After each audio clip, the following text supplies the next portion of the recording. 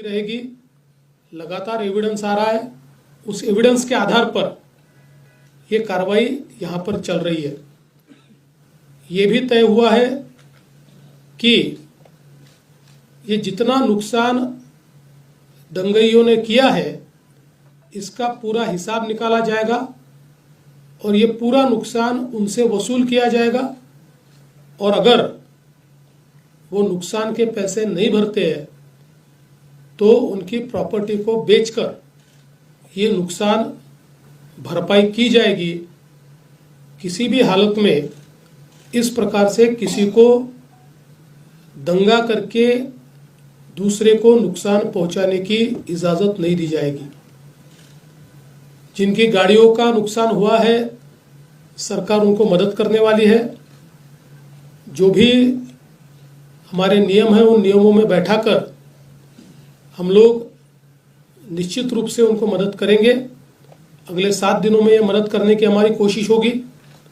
और साथ साथ जिन लोगों ने सोशल मीडिया का उपयोग करते हुए इस प्रकार के पोस्ट किए जिसके कारण दंगे भड़के या दंगे भड़कने में या लोगों को भड़काने में जिनकी पोस्ट ने काम किया है, ऐसे लोगों को भी हम लोग सह आरोपी बनाएंगे, को एक्यूज बनाएंगे और उनको भी दंगे का आरोपी माना जाएगा।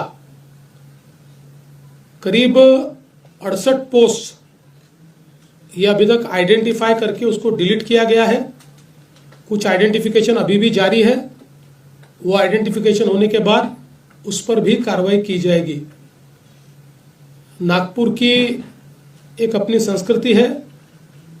1992 के बाद नागपुर में कभी भी इस प्रकार के दंगे नहीं हुए। कभी छोटी मोटी घटना हुई होगी, लेकिन इस प्रकार से आगजनी करना, लोगों के गाड़ियों को तोड़ देना, पत्थरबाजी करना, ये किसी भी हालत में सहन नहीं किया जाएगा।